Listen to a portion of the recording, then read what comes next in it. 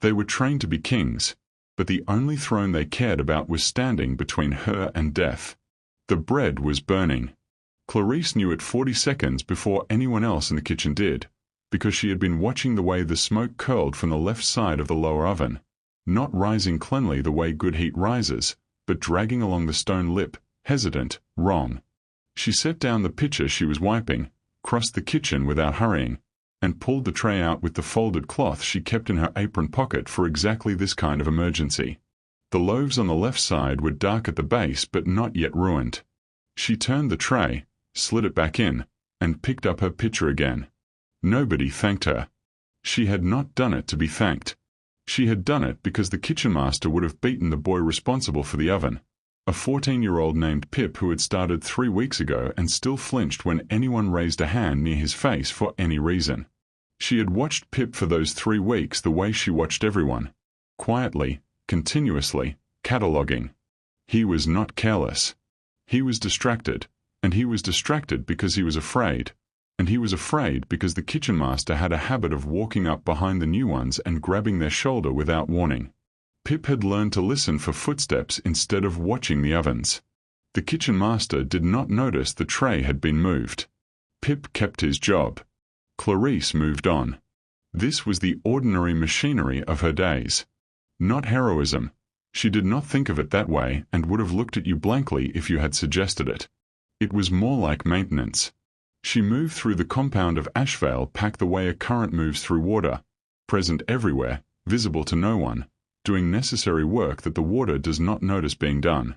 She was 19 years old and she had been in the pack ward since she was old enough to remember, and she had known her rank since she was 8, when a healer pressed a cold stone to her palm and told a room full of children what she was not. Wolfless. The testing stone stayed cold. No wolf soul inside this one, the healer had said, in the flat, informational voice of someone delivering a diagnosis rather than a verdict, even though it was both. 14 children in the room. She had stood very still while the healer spoke, and she had looked at the smooth silver stone in the woman's palm, and she had thought, with the strange clarity of a child being told something catastrophic, "It's cold because I'm cold."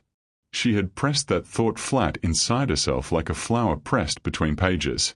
She had not revisited it in 11 years. She had simply built her life around its dimensions. The other Omegas ate together at the long table by the window during the afternoon meal break. They had a hierarchy of their own, not formal, but legible, expressed through who sat at the end and who brought the bread and who got the chair closest to the fire. Clarice ate standing at the counter with her back to the room. The table required something from her, participation, the performance of belonging, that she had no capacity for. The counter required nothing. She could eat and watch and be done. Today she watched a visiting pack herald's attendant try to bribe the compound's eastern gate guard with a folded note containing something flat and small. She watched the guard take it, look at it, and tuck it under his belt, not in the pocket where he kept his personal things, but against his skin, where confiscated items went. The attendant would not be told until he tried to use the favor he thought he had purchased. She watched Pip steal a dinner roll and eat it in 3 bites behind the grain sacks. She watched head elder Vivian Crane cross the far courtyard with 2 council members, all 3 walking at the same pace, which meant they had already decided whatever they were about to discuss. She watched the Alpha King's twin sons, Flynn and Ronan Cross, 8 years old, identically dark-haired and identically serious-faced, chase a cat across the upper walkway until Flynn stopped at the railing and watched something below and Ronan crashed into him because he hadn't been looking ahead. Flynn did not move when his brother hit him. He just kept watching. She noted where his gaze had settled. The eastern courtyard. The delivery entrance. A cart of lumber, pine planking and ashwood beams, fresh cut, still holding the pale color of recent work. She watched Flynn watch the lumber for a long time. Then she moved on. That night, in the servant quarters on the compound's east side, she lay on her cot and listened to the woman in the next room breathe herself into sleep. 3 short, 1 long, a soft catch at the end that had been there for 6 weeks and was almost certainly sinus fluid and not anything serious. The room was dark. The stone wall held the day's cold the way stone does, releasing it slowly into the night air. She put her right index finger against her left palm and traced the shape she had been tracing since she was 9 years old. A circle for the pad, 4 ovals fanning out for the toes, a shorter oval for the thumb claw on the side. A wolf's front paw print. She did it slowly, pressing just hard enough to feel the ghost of the shape. She did not know, and had chosen not to examine, why she kept doing this. She simply did it, each night, before she slept, as if she were leaving a message for something that had not yet arrived. She pressed the shape into her palm 3 times. Then she closed her eyes and she was almost asleep when she heard her name through the vent. The ventilation system in the Ashvale compound was old, older than the current structure, bored through foundational stone by a previous generation who had not fully considered that sound travels through stone the same way heat does. Clarice had discovered this at 14, when she realized she could hear the kitchen master's bedroom arguments from the grain storage room below. She had discovered, by methodical testing over the following months, that the vent above the record room on the compound's lower east wing carried sound directly up through the corridor wall to the eastern servant quarters. She had used it several times. Not to eavesdrop for gossip. She was not interested in gossip, which was about people's choices, and she had always found choices less interesting than patterns.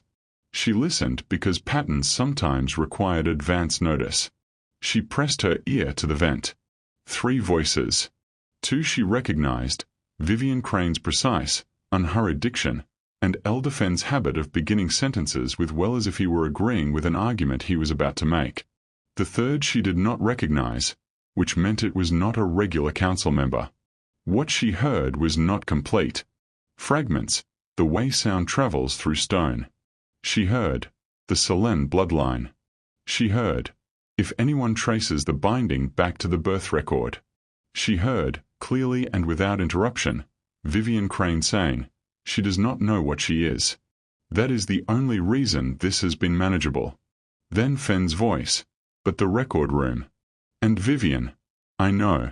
Tomorrow we close that access. A pause. The 3rd voice, unresolvable. Then Vivian again, without inflection. It would not be the first difficult decision this council has made for the good of the pack. Clarice held still at the vent for 4 more minutes. Nothing further of use came through. She moved back to her cot and sat on the edge with both hands on her thighs. Solène bloodline. She knew the name the way she knew things she had been near but never touched. Préaccord nobility. Old blood. She had seen the name 2 years ago on a document left improperly closed in the corridor outside the record room. She had read it the way she read everything, quickly, completely, without letting her face do anything. She had filed it under, irrelevant to daily function. She looked at the wall in the direction of the record room. She thought about the secondary click of the iron bar settling into the groove, the sound she heard every morning when she passed with the breakfast service, the confirmation that the room was locked. She had not heard it tonight, on her way back from the kitchen. The record room door was unlocked. And tomorrow, Vivian intended to close that access.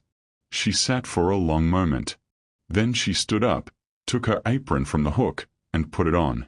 Anyone who saw her in the corridor at this hour would see a servant who had forgotten something in the kitchen.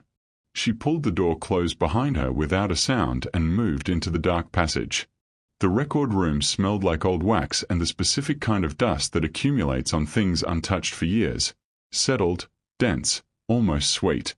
She lit the single tallow candle from a stub in her apron pocket and held it up. The files ran along the north wall by year and subject. The south wall held the older documents, pre-accord, leather-bound, some sealed with wax impressions so old they had gone the color of old skin. She went to the south wall because Solène was old. 3rd box from the left, 3rd shelf. A correspondence file resealed at some point with fresh wax pressed over the old impression, not carefully enough. The overlap was visible to someone who knew to look. She read quickly. The first document was a letter from a private practitioner healer, not the pack healer who had tested her with the cold stone, but the contracted kind, the kind who works under payment rather than loyalty. Addressed to Vivian Crane. Dated 19 years ago. It described, in the clinical language of its profession, the successful application of a binding seal to a newborn's wolf soul. The seal was dormant suppression, not removal, the healer specified carefully, because removal was irreversible and fell under old law, but suppression, technically reversible by the host's own will under sufficient physiological duress. The binding would prevent the wolf from emerging unless the host faced an event of sufficient biological intensity. She read this 3 times, the way you reread something that the first reading has not fully allowed to be true. The second document was a letter from Vivian Crane to a man whose name she did not recognize, explaining that the Selene heir had been placed in the foundling ward under a secondary name. The secondary name was Clarice Vega. The Selene name, the blood name, the real one, was given in the 3rd paragraph. She read the name. She read it twice more. She stood in the record room with the candle burning down and the wax warm on her fingers, and she read the name her mother had given her, the name that had apparently been dangerous enough that someone had paid a private practitioner to ensure she would never know what she was. She read the documentation of what had been done to her. She read the confirmation that there was a wolf inside her, had always been, would always have been, that someone had simply decided she could not be allowed to use. She turned to the 3rd document, a cross-reference notation in the healer cipher, the kind used for secondary file storage, a location encoded in a system that required both documents to decode. She read it. She encoded the location in her memory the way she stored everything, methodically, completely, without allowing herself to feel it yet. She was still reading when the door opened. She did not run. This was the first thing Vivian Crane noted later, describing the incident to the full council. The girl did not run. She stood with a candle in one hand and a document in the other, and looked at the guard with the expression of someone who has predicted this outcome and is simply waiting for it to process. The guard removed the document from her hand without violence but without gentleness, the way you remove an object from a situation. She did not resist. The tribunal was convened 4 hours later. 6 elders. Vivian presiding. The charge was theft from the Royal Record Seal, a capital offence under the Ashvale-Pack Accord, which defined the record room as sovereign property and unauthorized access as deliberate subversion. Clarice stood in front of the council with her wrists in light chains and said nothing in her own defense. Not because she had nothing to say. She had a great deal to say. She could have named every document, read from memory, described the cross-reference notation, explained what was done to her before she was old enough to consent to having it done. She said nothing because she had watched Vivian Crane for 19 years without Vivian knowing she was being watched, and she knew, with the certainty of someone who has spent her entire life learning the distance between what people say and what they will do, that speaking would change nothing about the outcome. The documents had been the only copy she had accessed. But the cross-reference in her memory pointed to a secondary file in a location she had encoded and that she had communicated, in the past weeks, in passing, in ways that would not be remembered as deliberate communication, to the only person she had judged both capable and trustworthy enough to use it. A child, as it happened. But the right kind of child. The council voted at dawn. She watched Vivian Crane throughout the reading.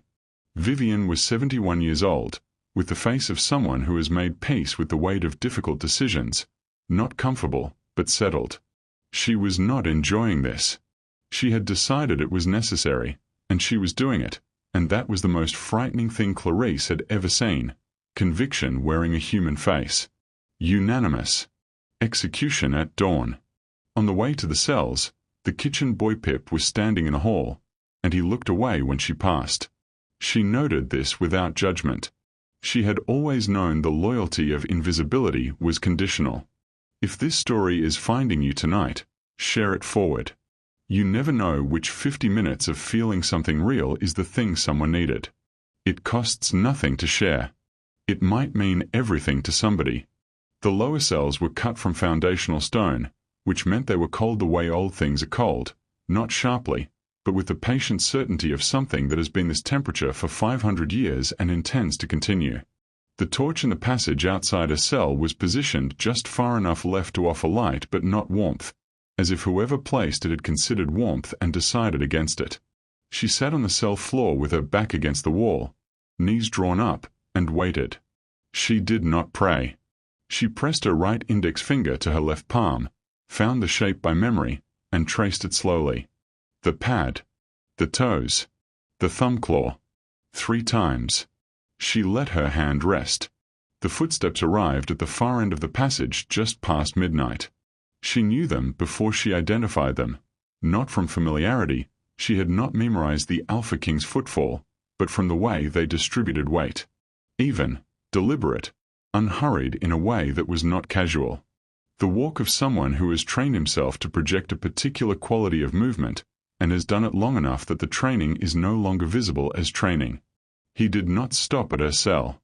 She did not look up when he slowed.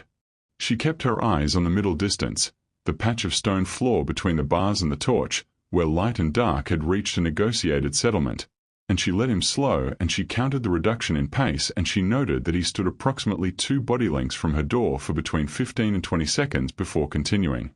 She did not perform distress. She did not perform composure. She simply Saturday.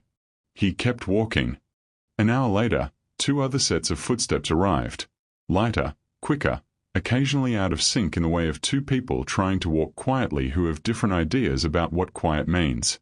She heard one of them trip over the threshold and one catch the other by the collar. She looked up. 2 boys at her bars. 8 years old. Sleeping clothes with the royal insignia. The one on the left watching her with measuring eyes. The one on the right looking at her like a question he didn't have the word for yet. She assessed them in the time it took to sit up straight. Left one, the thinker. Organized interior. Collects information before committing.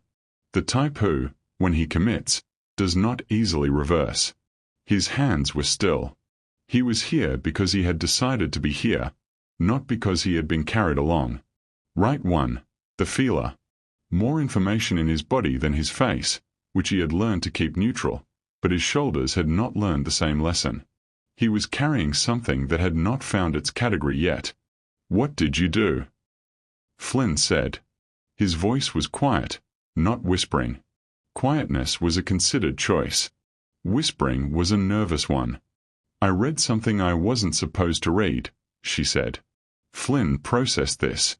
Turned it over visibly. What was in it? Information someone wanted kept private. "About you." She looked at him for a moment. "Yes." He nodded slowly.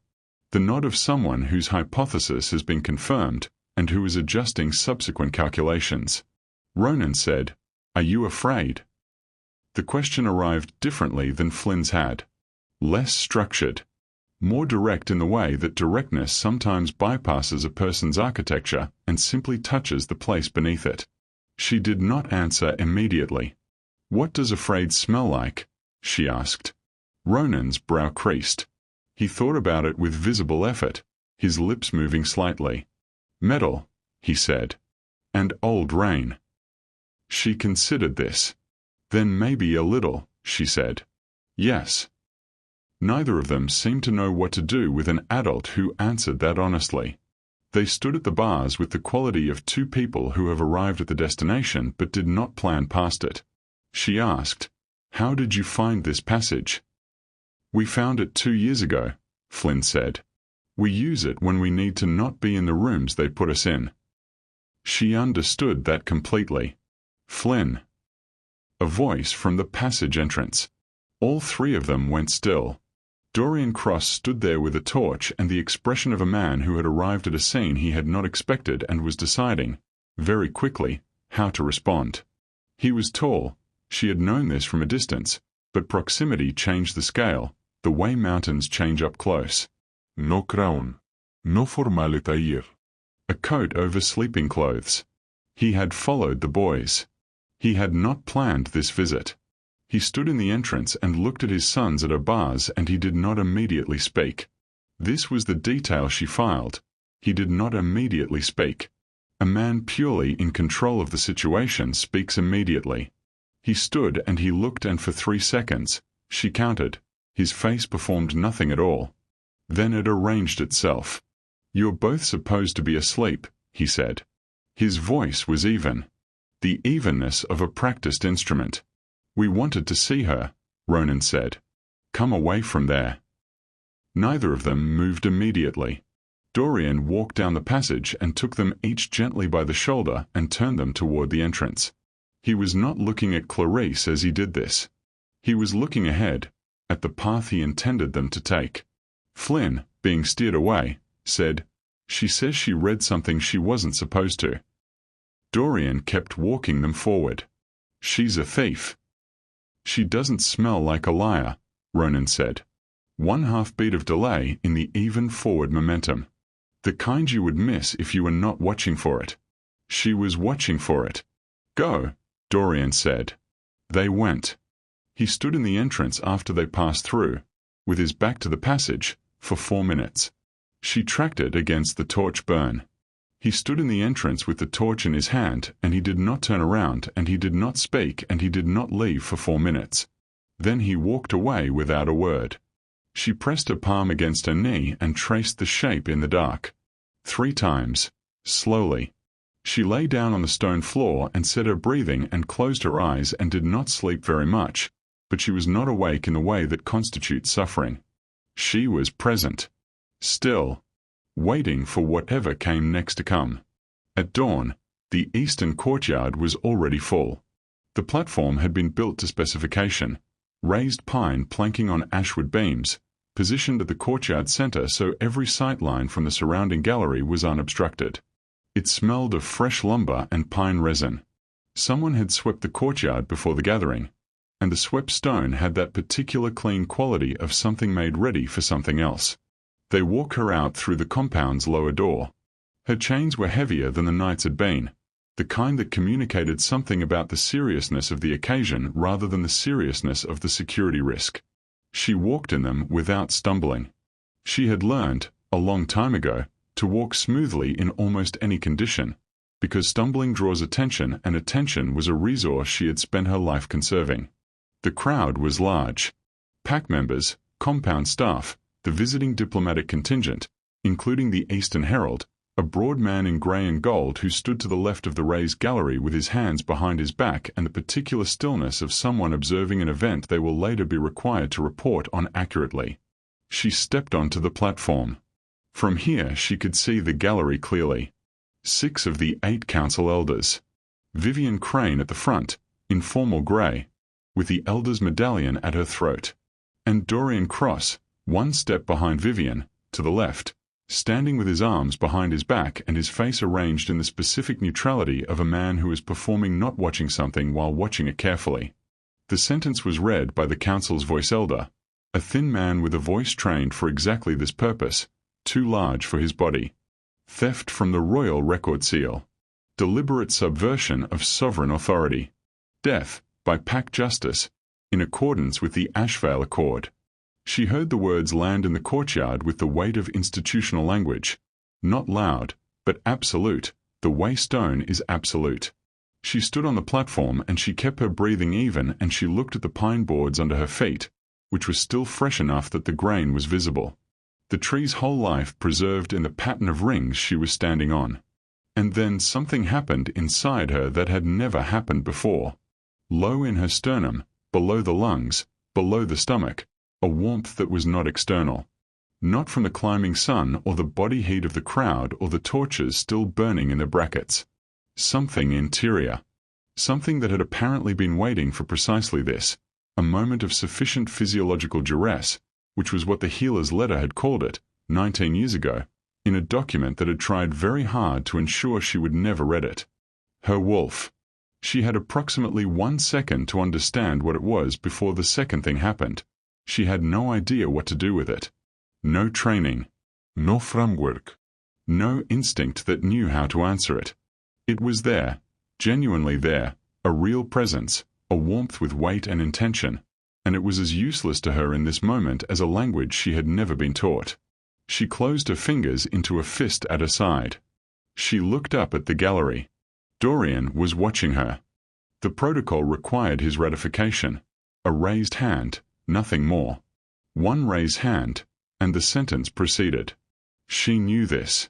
She had known it at midnight when she read him through the bars and understood the distance between his stated position and the thing in his face when he watched his sons at her cell door, and she had arrived, correctly, at the conclusion that a man who has built his governance on the principle that law supersedes instinct will ratify the sentence even when his instinct is pulling in a different direction. Not because he is cruel. Because he is committed to a structure he believes is more important than his own reactions to individual injustice. He raised his hand. She had known he would. It was still very heavy to see.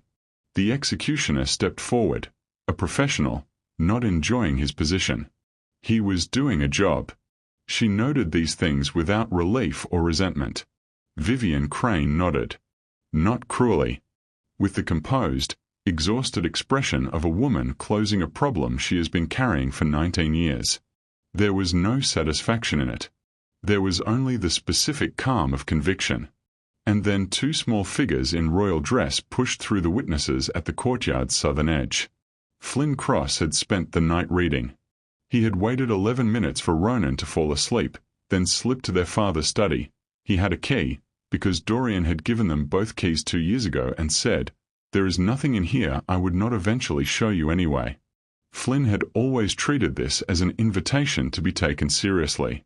He went to the north bookshelf because Clarice had said, in the cells, speaking in the passing way of someone who is not asking for anything but planting something. The cross-reference notation in the healer's letter encodes the location of the secondary file. A cedar box. A false panel. Whichever study holds the primary correspondence. He had not asked her why she was telling him this. He had stored it and waited. He found the cedar box on the second shelf. It had a broken latch that someone had never had repaired. Inside was a blanket the size of a dinner plate, folded, old, soft in the way of things handled often. He did not know what it was, and he set it aside gently, the way you set aside something that belongs to someone else even when you don't know what it is. Behind the box, the panel. Behind the panel, the file. He read all of it. He was 8 years old. He understood most of it. The parts he did not, he read twice until they resolved. Then he went to Ronan, and Ronan, who always felt first and explained later, was standing before Flynn finished his first sentence. They pushed through the courtyard crowd together, which was harder than Flynn had anticipated. The crowd was large and packed. Ronan was better at moving through people, elbows finding spaces Flynn's geometry kept missing. Flynn followed him. He was keeping his breathing deliberate. He had the document in his coat and he knew exactly what he was going to say. He was going to say it clearly. Once. He had no backup plan, but the absence of a backup plan was a problem for the point of failure, not before. They reached the platform base and Ronan went up first. Not the plan, but Ronan was a momentum person and his momentum was already carrying him up the steps before Flynn had fully processed their arrival. Flynn went up after him. They stood in front of Clarice with their arms spread. She was behind them. He could not see her face, but he could hear her breathing, steady, even. The breathing of someone who was not surprised. He had expected that. "Stop," Flynn said. Not loud. Loud was not the right tool. Clear was the right tool. Flynn. His father's voice from the gallery, stripped of its practiced evenness in a way Flynn had only heard once before, the morning after the funeral nobody talked about. "She is blood," Flynn said. He said it to the courtyard first, because the courtyard needed to hear it. Then he turned and said it again, directly to the gallery, directly to Dorian. "Father. She is blood. She is a Selene heir. I have the correspondence." The courtyard was very quiet. Vivian Crane said, "The council has voted. The law." "I know what the law says." Dorian was walking down from the gallery. He was not visibly hurrying, but his legs were covering distance faster than his pace suggested. He reached the platform in 8 steps and stood in front of Vivian Crane and looked at her for a moment with the expression of a man who has been holding a decision at arm's length for a very long time and has finally let it come close. "The law is clear," Vivian said. Her voice was steady. She believed it. She had always believed it. The accord establishes council authority over capital cases. You ratified the sentence yourself, 20 minutes ago. What you are contemplating will. I know what I'm contemplating. He reached inside his coat.